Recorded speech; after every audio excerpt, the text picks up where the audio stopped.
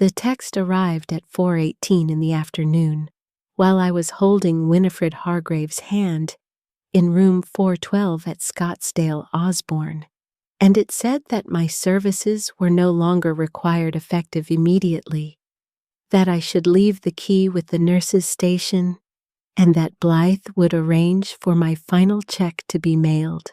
2 hours later, at 6:22, the attending physician came into that same room with a folder and asked, in the careful voice doctors use when they already suspect the answer, which of us had been making Mrs. Hargrave's medical decisions for the past 19 months. Before I tell you what I said to him and what happened to the Hargrave family in the 4 days that followed, tell me, where are you watching this from tonight? And what time is it where you are? I like knowing how far these stories travel before they're finished. My name is Vivian Okoro. I am 58 years old, and for 19 months I worked as the live-in caregiver for Winifred Hargrave in Scottsdale, Arizona, hired by her daughter Blythe after Winifred's second stroke made independent living impossible. I want to be precise about the arrangement because the precision of it turns out to matter enormously later. I was hired as a private pay caregiver, paid directly by Blythe Hargrave from her mother's accounts, working 6 days a week and living in the guest room of Winifred's house on a quiet street off Hayden Road. I was not employed by an agency. There was no written contract. There was, at the beginning, a conversation in a kitchen and a handshake and a number. I want to walk you through the 19 months in order because the ending only makes sense as the last item in a long sequence. Winifred was 79 when I started. The second stroke had taken most of the strength on her right side and a good deal of her speech, though not, and this is the crucial point, her comprehension. She understood everything. She simply could not always produce the words to answer, which meant that the people in her life divided quickly into 2 categories, the ones who slowed down and waited for her, and the ones who talked over her because waiting was uncomfortable. Blythe was in the second category. I do not say that with cruelty. I say it because it is the single fact that determined everything that followed. In the first 3 months, I learned her systems, 7 medications, 3 of them time-sensitive around meals, a swallowing protocol from the speech therapist, thickened liquids, chin tuck, small bites, no talking while eating, a transfer technique for getting her from bed to chair that protected her right shoulder. I learned that she communicated best in the mornings and worst after 4 in the afternoon, which is common after a stroke, and which nobody in her family ever seemed to internalize. I learned that she preferred to be asked questions she could answer with a squeeze of the hand rather than questions requiring speech, and I built our entire daily conversation around that. By month 5, I had figured out something that changed how I understood the whole household. Winifred could read. Her comprehension was intact. Her vision was fine, and though speech was difficult, she could write short phrases with her left hand, slowly and in shaky capitals. Nobody had discovered this because nobody had sat with her long enough with a pen. I bought a small dry erase board at a drugstore on Scottsdale Road for $4 and change, and from month 5 onward, Winifred Hargrave could tell anyone in that house exactly what she thought. She used it constantly. She had opinions about everything. And she had been sitting inside a silent room for 5 months, waiting for someone to hand her a pen. I want to describe the first day of that board, because I have never forgotten it. I set it on her lap tray at about 9 in the morning, put the marker in her left hand, and asked her nothing at all. I went and folded laundry across the room so she would not feel watched. It took her 11 minutes. When I came back, she had written one word, and the word was water. And I had been giving her thickened water on a schedule for 5 months, without once asking whether she wanted any at that particular moment. She had been waiting for someone to ask. I gave her the water. Then she wrote a second word underneath it, which was cold. And I understood that I had also been giving her room temperature water for 5 months. That is what those first weeks with the board were. Not revelations, corrections, dozens of small corrections about a life I believed I'd been managing well, delivered by the only person who actually knew. I want to be honest that this is the moment Blythe's attitude toward me shifted, though it took me a long time to see it. Before the board, I was staff managing a patient. After the board, I was the person who could ask Winifred a question and get an answer. And Blythe was the person who could not, because Blythe did not wait. She would come by on Sundays, talk at her mother for 40 minutes about her own life, ask a question, and then answer it herself before Winifred's left hand had finished the first word. I watched this happen perhaps 40 times. Blythe would say, "Mom, do you want to come to the house for Thanksgiving?" And Winifred would begin writing, and by the time she had 3 letters down, Blythe would say, "Well, it's probably too much. We'll come here instead," and move on. The word Winifred was writing, on at least 2 occasions I could read afterward, was yes. I mentioned it to Blythe once, in month 8, as gently as I could. I said that Winifred often needed about 40 seconds, and that if she waited, the answer usually came. Blythe told me she knew her own mother. I did not raise it again, which I have thought about since, and which I do not entirely forgive myself for. Month 7. Winifred developed a urinary tract infection that presented, as they often do in older patients, as sudden confusion rather than any obvious symptom. I recognized it because I had seen it before, called the primary care office, and had her seen the same afternoon. The physician's assistant told me plainly that another 2 or 3 days would likely have meant a hospitalization. I texted Blythe about it that evening, a fairly long message explaining what a urinary tract infection presents like in an older patient and why we had gone in the same day. She replied the next morning with a thumbs up.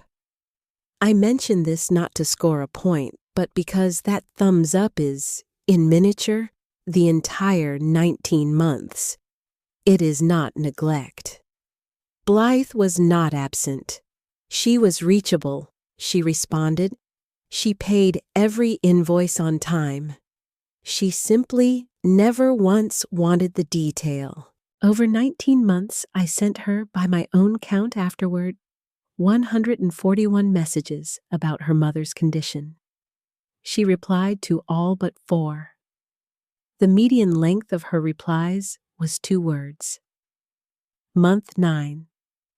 The primary care physician, a thorough man named Dr. Solveig Anderson's colleague at the practice, raised the question of advance directives during a routine visit. Winifred had a durable power of attorney for health care on file from years earlier, naming her late husband, who had died in 2019, with no successor agent named. That is a common and dangerous gap. The doctor recommended updating it. I relayed this to Blythe by text and by phone. She said she would handle it. Month 10, month 11, month 12, she did not handle it. Month 13. This is the one that matters most, and I want to describe it carefully. Winifred wrote something on the dry erase board one morning that she had clearly been working toward for a while, because she wrote it in 3 parts across, about 20 minutes. It said, in her shaky capitals, that she wanted the papers fixed. Then it said, I want you. Then it said, not Blythe. I did not act on that. I want to be very clear about that, because it is the single most important decision I made in 19 months. I told her that this was not something I could arrange, that it would be a serious conflict of interest for a paid caregiver to help arrange her own appointment as a healthcare agent, and that if she wanted her documents updated, she needed an attorney who did not work for anyone in the family, and a physician who could document her capacity. She squeezed my hand twice, which was her yes. Then I called Dr. Anderson's office myself, explained the situation in full, including my own refusal to be involved, and asked them to make the referral independently. I want to dwell on that refusal for a moment, because it is the hinge of this entire story, and because I did not find it easy. A woman I had spent 13 months with, who could not speak, had just written that she wanted me and not her daughter. The human response is to say yes. The correct response is to say no, and then go find someone who does not have a paycheck writing on the answer.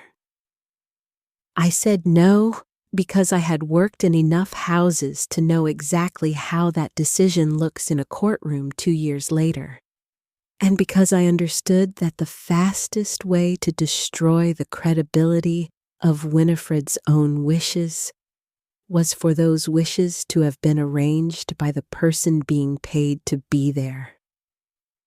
I told her that too, in plain terms, on the board. I wrote, if I help you with this, they will say, I made you do it. She wrote back 3 minutes later, not true. And I wrote, doesn't matter, they will say it. She looked at me for a long moment and then wrote, okay, find someone. They did. An elder law attorney named Bram Whitcomb came to the house in month 14. He met with Winifred alone twice, with the dry erase board, and with a speech-language pathologist present at his own insistence to confirm that her written responses were reliable and self-generated. He arranged a formal capacity evaluation with a geriatric neurologist, and in month 15, Winifred Hargrave executed a new durable power of attorney for healthcare, a new living will, and a HIPAA authorization, all properly witnessed and notarized. She named me, not as her agent. She named a professional fiduciary from a licensed Arizona firm as her healthcare agent, on Bram's strong recommendation, precisely because naming her paid caregiver would have created exactly the appearance of impropriety I had been worried about. What she named me as, on the HIPAA authorization and in the written care instructions attached to the living will, was her designated point of contact for daily medical communication, the person hospitals and physicians were authorized to speak with, and, critically, the person whose account of her wishes was to be given weight by her appointed fiduciary. Bram explained it to me afterward in the driveway, standing beside his car. He said the fiduciary makes the legal decisions. He said the reason Winifred wanted me documented at all was that she had spent 5 months unable to communicate and had decided she was never going to be in that position again, and that the way to prevent it was to put in writing, in advance, who actually knew how to ask her a question. He also said something that stayed with me. He said that in 26 years of elder law, he had seen perhaps 6 clients arrange their affairs specifically to protect their own ability to be heard, as opposed to protecting their money, and that all 6 of them had been people who had already lost their speech once and gotten some of it back. He said people who have never been silenced do not think to plan for it. Blythe was not told. I want to address that directly because it is the thing an honest telling has to confront. Bram Whitcomb made that decision, not me, and he explained his reasoning to Winifred in front of the speech pathologist. His position was that Winifred was a competent adult executing her own documents, that she had a documented history of her daughter answering questions on her behalf, and that notifying an adult child who was not being appointed as agent was not required and, in his judgment, would invite exactly the pressure the documents existed to prevent. Winifred wrote on the board that her daughter would be told when it mattered. I remember that phrasing, when it mattered. Months 16 through 18 were the good ones. Winifred was, in the strange way of these things, happier that year than she had been since her husband died. She could communicate. She had a fiduciary who visited quarterly and actually read the board.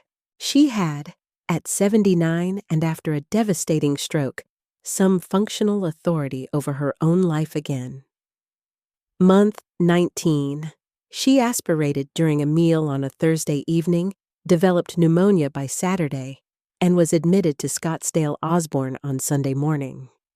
By Tuesday, she was in room 412 with an oxygen mask and a prognosis nobody was saying out loud yet. I was there continuously. I want to be plain about the hours because they became relevant. From Sunday morning through Wednesday afternoon, I was in that hospital for approximately 61 hours out of 80. Blythe came Sunday evening for about 40 minutes, Monday not at all, Tuesday afternoon for roughly an hour and a half. I did not resent those hours at the time, and I do not resent them now.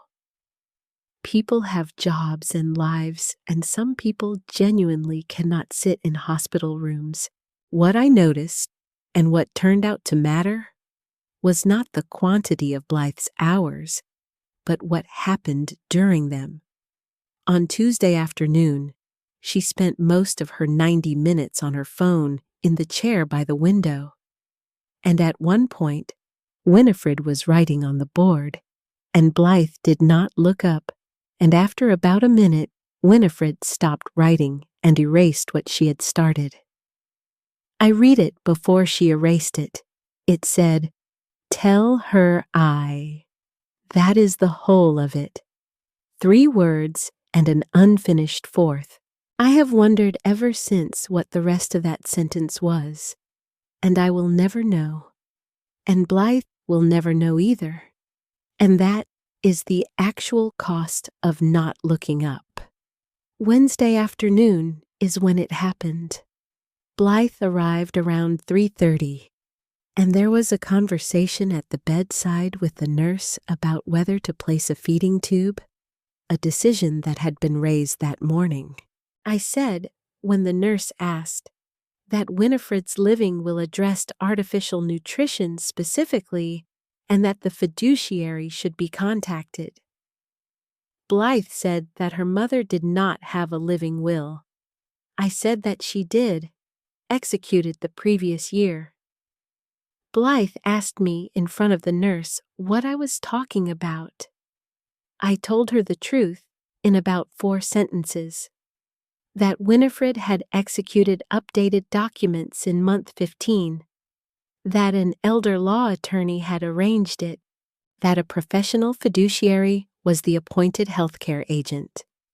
That I was the documented point of contact, and that the hospital had a copy of the HIPAA authorization on file since admission. Blythe left the room. At 4:18, I received the text firing me. I want to describe what I did next, because I have been asked about it since, and because I think it is the part that matters. I did not leave. I did not argue.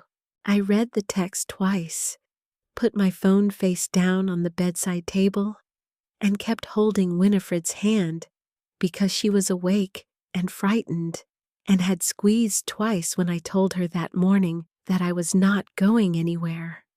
I understood that Blythe had no authority to remove me from that room because Blythe was not her mother's agent and I was on the HIPAA authorization. I also understood that as an employment matter, I had just been fired and that those two facts could both be true at once and did not have to be resolved in the next hour. At 6:22, the attending physician came in with a folder. He said he had just come from a conversation at the nurse's station that Mrs. Hargrave's daughter had informed them that the caregiver in room 412 had been terminated and should be removed. He said he had then pulled the chart, and he asked, looking at both the folder and at me, which of us had actually been making Mrs. Hargrave's medical decisions for the past 19 months? I told him none of us. I told him that Winifred Hargrave had been making them, that she used a dry erase board and had done so for 14 months, that a licensed fiduciary held the legal authority, and that I was the documented point of contact because Winifred had specifically arranged it that way with an independent attorney. Then I asked him to get the board out of my bag and ask her himself. He did. He pulled a chair up to the bed, took the board and the marker, and asked Winifred Hargrave, 79 years old, 4 days into a pneumonia that would eventually kill her, whether she wanted Vivian to stay. She wrote yes. Then, underneath it, because she was Winifred, she wrote obviously. It took her about 90 seconds to produce those 2 words, and the room was completely silent for all 90 of them. The attending physician did not fill the silence. The nurse did not fill the silence. 2 medical professionals who had presumably each been on shift for 10 hours simply stood in a room and waited for a 79-year-old woman with pneumonia to finish writing, which is the exact thing her own daughter had not done in 19 months. The physician showed it to the nurse. The nurse photographed it and added it to the chart. Then the hospital contacted the fiduciary directly, which is what should have happened at 3:30 in the afternoon before any of the rest of it occurred. Winifred died on Saturday morning, 5 days later. I was there. Blythe was there too, for the last 11 hours, and I want to record that plainly, because whatever else is true about her, she was in that room at the end, and she held her mother's other hand. The 4 days between Wednesday and Saturday were, procedurally, a mess. The fiduciary, a composed woman named Marguerite Adeyemi, drove down from Phoenix on Thursday morning and spent 2 hours with the medical team going through the living will provision by provision. No feeding tube was placed, in accordance with the document Winifred had executed 14 months earlier. Comfort care was the plan, which was what the document said, and which Winifred confirmed on the board on Thursday afternoon in front of Marguerite, the attending, and a hospital social worker. Blythe contested none of it in the end. She sat through Thursday's meeting and asked one question: whether her mother had understood what she was signing when she signed it. Marguerite answered by handing her the geriatric neurologist's capacity report, the speech pathologist's attestation, and Bram Whitcomb's file notes documenting 2 separate private meetings. Blythe read them. Then she went out to the hallway and did not come back for about 40 minutes. When she did come back, she sat down in the chair beside me, which she had not done at any point in 19 months, and she asked me one question. She asked what the board said on the first day. I told her. Water. Cold. She sat with that for a while and then said that her mother had always, her whole life, complained that restaurants served water too warm, and that she had forgotten that entirely until this exact moment. Then she asked whether she could hold the board. I gave it to her.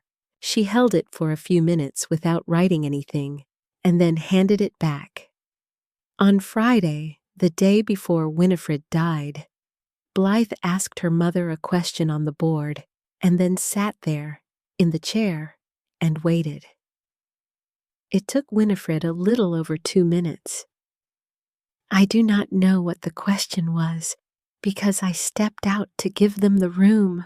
I know it took 2 minutes, and I know Blythe waited because I was standing in the corridor watching through the window in the door.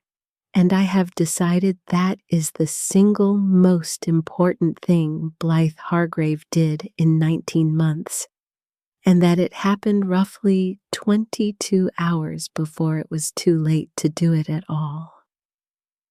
I want to be honest about my own employment situation across those days because I have been asked.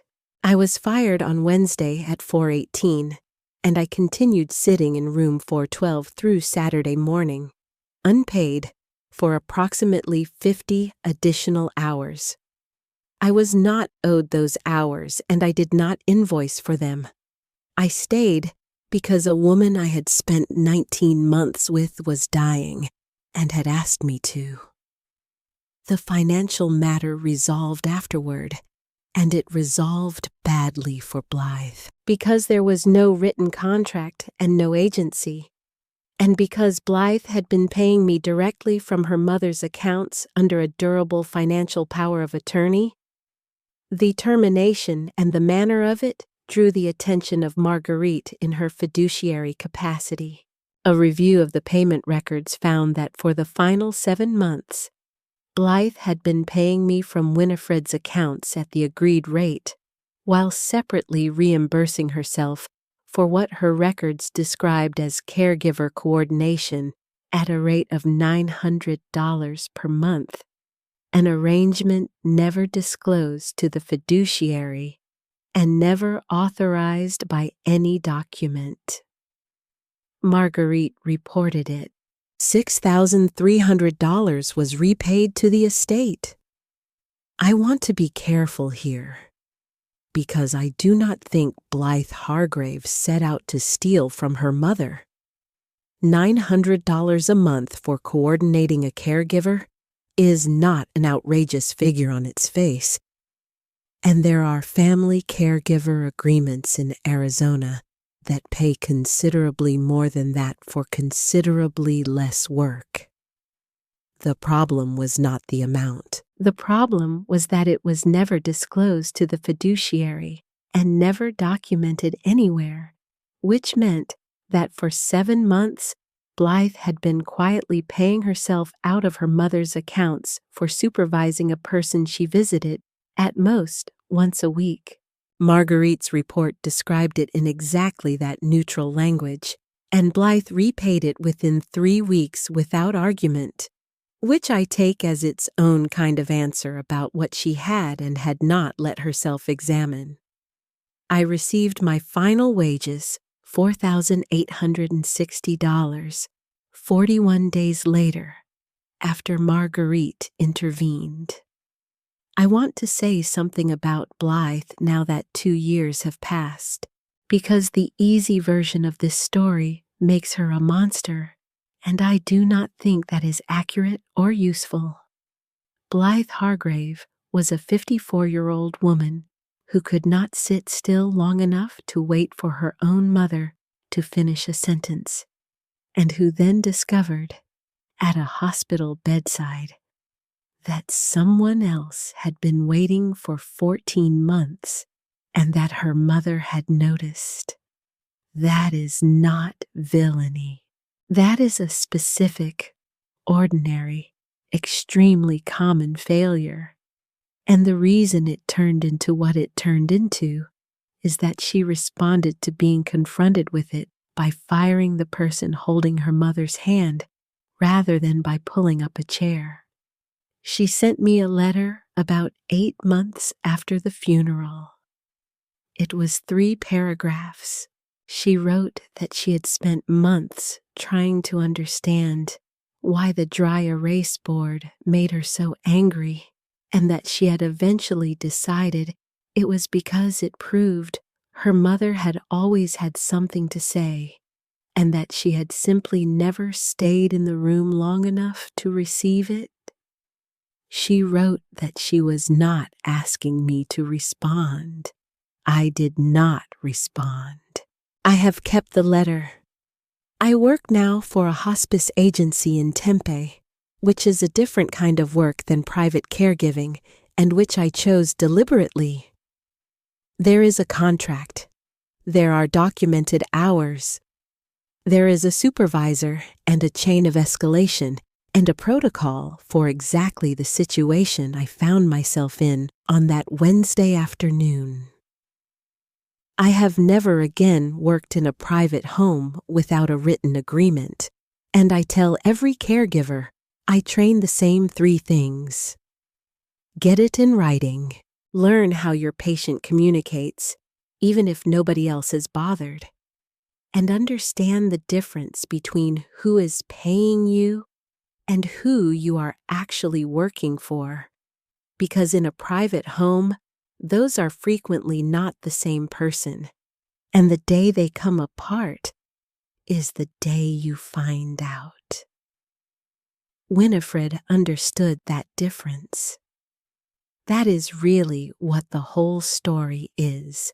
A 79-year-old woman who had lost most of her speech worked out over 14 months and a $4 dry erase board that the person paying the caregiver and the person the caregiver was actually for were 2 different people.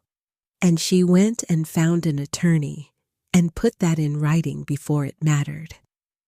And then, on a Wednesday afternoon in room 412, it mattered. I still have the board. It is in a drawer in my apartment in Tempe, and there is still faint ghosting on the surface from marker that was written and erased hundreds of times over 14 months. You cannot read any of it. It is just gray shadow. I have thought about throwing it out twice and have not managed it either time.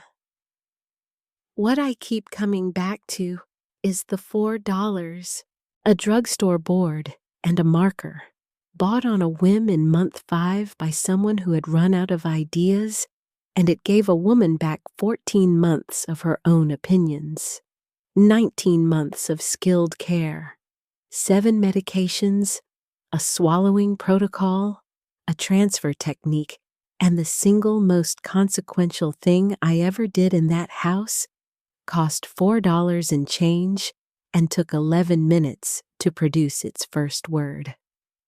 So I will ask you the question I still turn over some nights.